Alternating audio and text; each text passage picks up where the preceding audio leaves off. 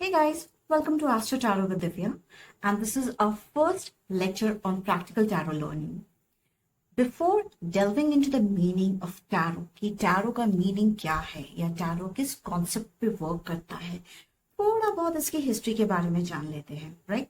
I know history के नाम से सबसे पहले मन में होता है क्यों जानना है इतना, क्यों हिस्ट्री में जाना है, बट व्हाट आई बिलीव हम जो कार्ड्स यूज करने वाले हैं टू टेल अबाउट समवन, किसी की प्रॉब्लम सॉल्व करने के लिए या अपने लिए यूज करने वाले हैं, तो एटलीस्ट हमें उसके बारे में थोड़ा बहुत तो पता होना चाहिए ना कि वो कहाँ से आया, कब से यूसेज में शुरू हुआ, या it belongs to which place and which not. So let's delve into the history of the tarot cards.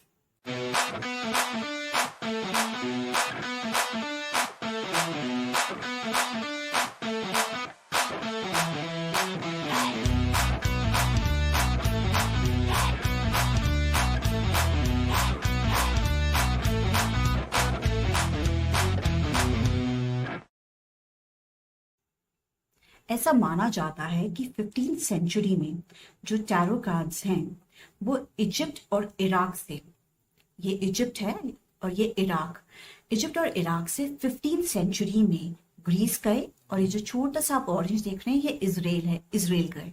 Now when I say 15th century, by 15th century I mean 15th century.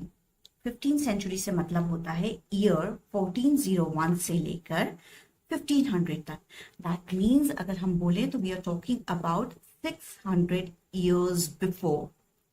ठीक है, तो करीबन करीबन 600 साल पहले, that is in the 15th century, tarot cards move हुए Egypt और Iraq से टू ग्रीस एंड इजराइल, और इनकी इंफॉर्मेशन नॉलेज यहाँ लेकर गए जिप्सीज. इसके बाद ये ग्रीस से मूव हुए धीरे धीरे टू फ्रांस एंड इटली. और फ्रांस और इटली में ये जो टैरो कार्ड्स थे ये एक कार्ड के रूप में, प्लेइंग कार्ड्स जैसे हम खेलते हैं उसकी तरह एक गेम के रूप में यूज होते रहे till around 18th century. Greece में भी ऐसे होते थे, इजराइल में भी ऐसे होते थे, इटली में भी ऐसे होते थे और फ्रांस में भी. अब जब तक ये ग्रीस और इजराइल में थे तब तक इनका नाम था टरोकी. टरोकी के नाम से ये जाने जाते थे, TARROCHI. This is not pronounced as tarocchi, इसको हम टरोकी बोलते हैं. तो ग्रीस और इजराइल में ये टरोकी के नाम से यूज होते थे. अब ये जो कार्ड्स थे ये हैंड पेंटेड कार्ड्स होते थे. तो ये एक एक कार्ड जो है हैंड पेंटेड होते थे. तो हैंड पेंटेड होने की वजह से ये जो एक एक कार्ड है, ये एक एक डेक है जो कार्ड्स का, ये बहुत कॉस्टली होता था. And only people who were rich या जो रॉयल पीपल होते थे वो ही इसको यूज कर पाते थे एज प्लेइंग कार्ड्स. और जब ये फ्रांस में पहुंचा तब इसका नाम पड़ गया टैरो. जब ये फ्रांस में पहुंचा तो इसका नाम पड़ गया TAROT, टैरो. टैरो भी प्लेइंग कार्ड की तरह ही यूज होता था. अब डिफरेंस टरोकी और टैरो में बस इतना हो गया कि ये टरोकी तो जब कार्ड्स थे इसमें पूरा काम हैंड प्रिंटेड होता था, बट टैरो में क्या हुआ, जो मेन पिक्चर होती थी वो ब्लॉक प्रिंटिंग से प्रिंट होने लगी थी.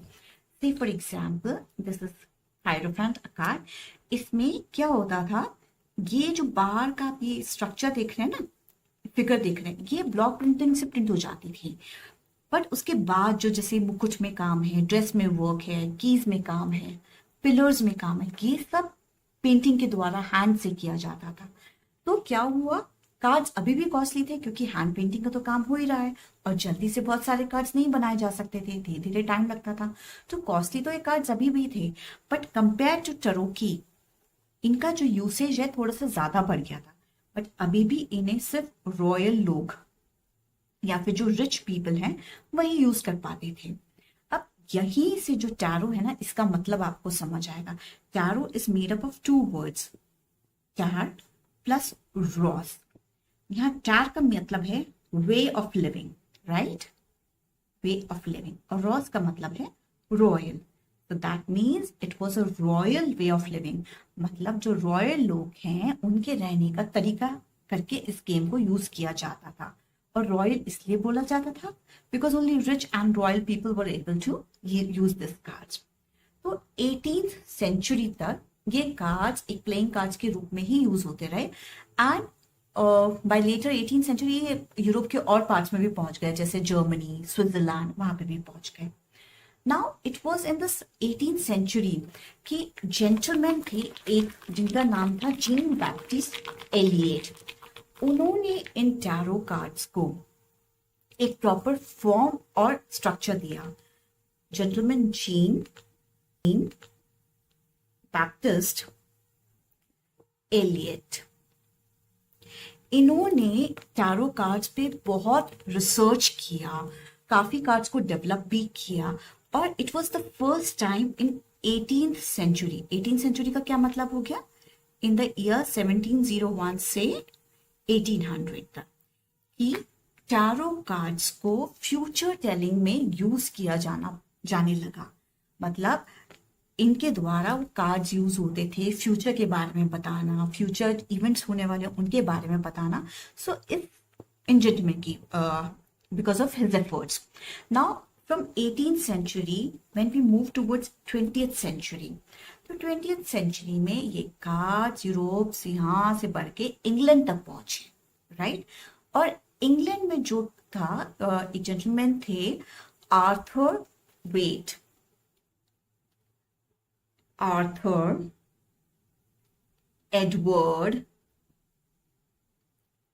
राइडर वेट, ये जेंटलमैन थे। इन्होंने इन कार्ड्स को और एडवांस फॉर्म दिया और वो फॉर्म दिया जो हम आज टैरो रीडिंग के लिए यूज करते हैं। Remember in my last class I told you to buy AE Rider Waite deck, remember guys? So ये वही कार्ड्स हैं जो इन्होंने डेवलप करे थे। इन्होंने इन कार्ड को डेवलप करने के लिए हेल्प ली थी मैम पमेला कॉलमन स्मिथ। इन्होंने जो है इस कार्ड पे जो है ड्राइंग्स करी थी, पेंटिंग्स करी थी। सर AE राइडर वेट ने उनको बताया कि क्या क्या कार्ड्स पे बनना है और इन्होंने ड्राइंग की थी। उसके बाद जाके first deck of tarot cards जो है वो प्रिंट हुआ था and it is the same cards जो तब प्रिंट हुए थे we are using these days. So it was in 1909 की फर्स्ट टैरो डेक मिला हमको जो हम अभी यूज कर रहे हैं। That means it was in early 20th century. फिर जैसे जैसे एडवांसमेंट हुआ, ये ऑनलाइन ये कंप्यूटर्स आने लगे, देन ग्लोबलाइजेशन हुआ, इस सब की वजह से इसकी नॉलेज जो है यूरोपियन कंट्रीज से निकल के धीरे धीरे पूरे वर्ल्ड में फैली। US में भी गई, इधर एशियन कंट्रीज में भी आई और इंडिया में भी इसकी इंफॉर्मेशन पहुंची। तब से हम लोग इसको टैरो को यूज करने लगे हैं। But now the main cracks, I told you कि इजिप्ट और इराक से टैरो की इंफॉर्मेशन ग्रीस और इजराइल लेके गए थे जिप्सीज, रिमेंबर? नाउ जिप्सीज कौन है? Gypsies are the people who belonged to India and they were found in northern Punjab. Northern Punjab से जिप्सीज ट्रैवल करते हुए गए यहाँ लैंड के माध्यम से टू इजिप्ट एंड इराक और यहाँ से उन्होंने इसकी इंफॉर्मेशन जो है आगे पहुंचाई। तो इन अ वे जो जिप्सीज हैं वो इंडिया को बिलोंग करते थे और ये माना जाता है कि जिप्सीज को ये नॉलेज टैरो कार्ड्स की पहले से ही थी। So it was basically an Indian concept which got modified over the centuries and finally became tarot, right?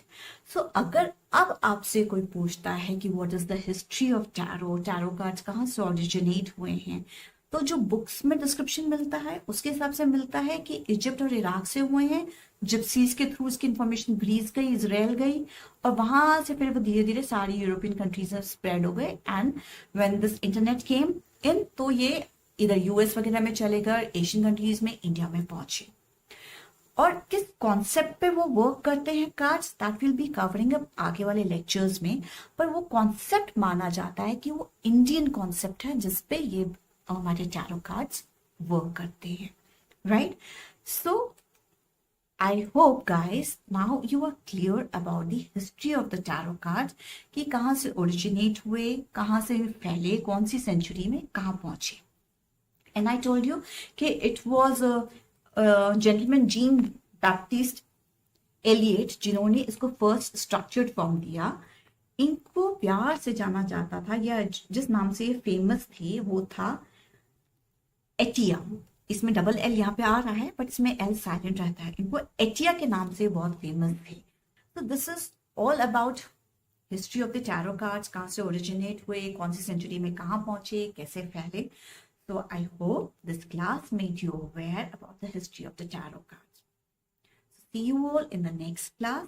Till then, bye. Happy learning to all of you.